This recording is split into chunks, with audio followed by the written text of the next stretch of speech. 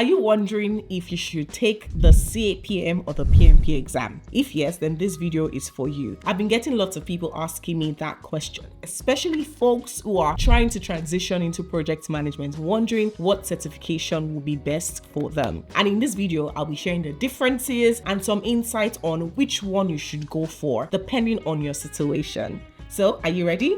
Let's go. Hey there, thank you for subscribing. Thank you to all my subscribers. Yay. And if you're new here, hi, my name is Ogaga Johnson. I'm a project management leader, and on this channel I share everything about project management, including life lessons from my project management career and business. So if you are interested in starting or advancing a career in project management, or just learn about project management, then click on the subscribe button and let us learn and grow together. Okay, now let's go. CAPM versus PMP. Now, before I start, I just need to say this because I've been getting this question from lots of people who want to transition. My take on certifications is that they are great. However, my take is that certifications do not land you jobs. They open the door for you, show your credibility, but it's your ability to interpret your various experiences that reflect project management and how to apply them that actually lands you a job. Because when you go for your project management interview, yes, okay, let's say they ask you, do you have a PMP or do you have a CAPM? And you say yes, okay, that's fine. And they start asking you questions like, tell us a time when you managed a complex project. How were you able to, overcome all the obstacles and challenges that, come because of the complexity of the project? What will you answer?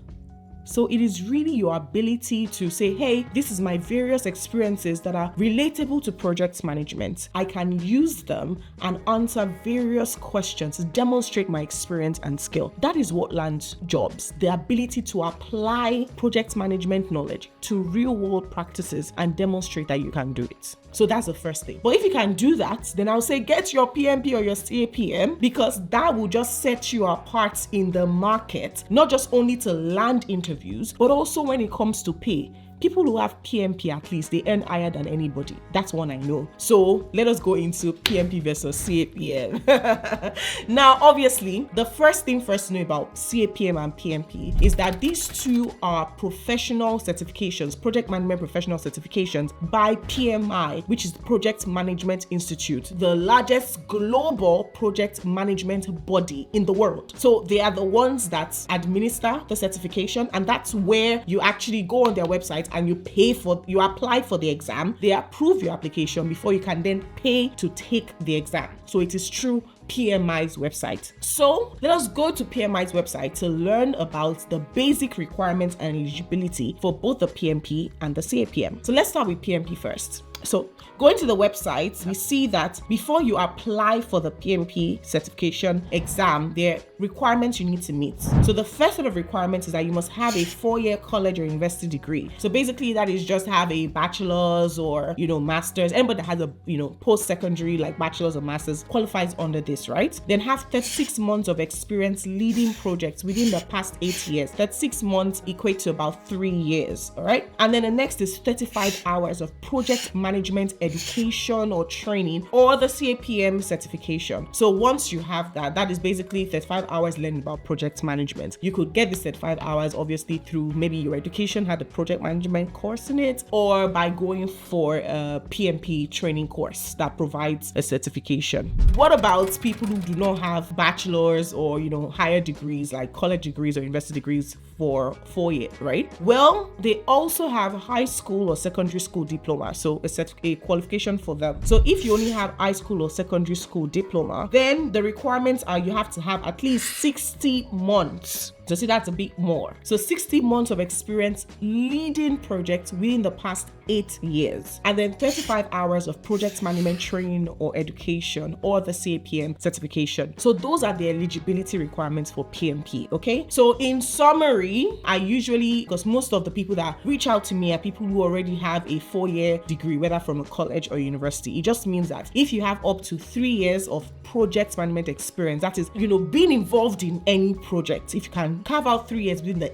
last 8 years, then you are eligible. All you have to do is either join a training to get your 35 contact hours or education hours, or maybe through your university, you remember you did a course, then take that from there. There are different ways to get the 35 hours of training is what I'm saying. So if you have up to 3 years, then you're good. Now let us go to the CAPM. Ideally, if you're not eligible for the PMP, then the next best option is the CAPM. So let's look at the requirements on the PMI website. So you click on the website, you scroll down and you see, am I eligible for the PMP exam? All you need is either a secondary degree, whether it's a high school diploma or a GED or global equivalent, right? So any of those. So obviously, if you have a bachelor's or master's, you already meet that criteria. And then you need to have at least 23 hours of project management education completed before the exam. And in fact, PMI has an on-demand CAPM exam prep course that you can use to actually fulfill that requirement.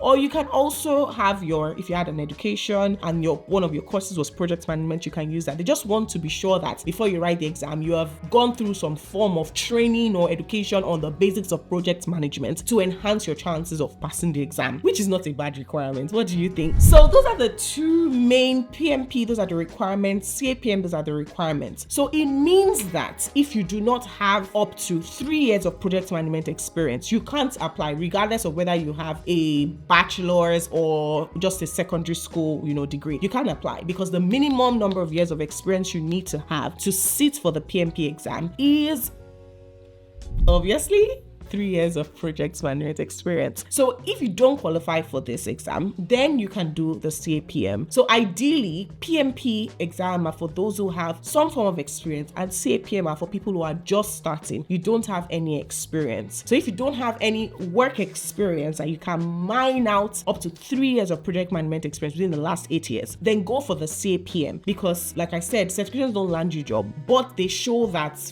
if you're just starting out, that you're interested in the field, you're credible, and you understand the global standard for project management. So that's a great one to take. Now, if you've already been working, let's say you have 5 years of experience working in the banking sector, I'm sure within the 5 years, you might be able to find 3 years of project management experience. Remember, a project is any activity or group of tasks that were performed to deliver a specific action or results or product or service and had a time frame. So let's say you were in charge of implementing the new banking app. You were part of the team that did that. That's a project. Or you were in charge of the team that had to set up cash machines in 25 locations within, a region. That's a project, right? So those are different types of projects. So you can easily just sit down and look through your experience to see how many years of project management experience can I mine, right, within the last 8 years. I will say that that's the first thing you should do. So I hope with this video, you're able to know which one to go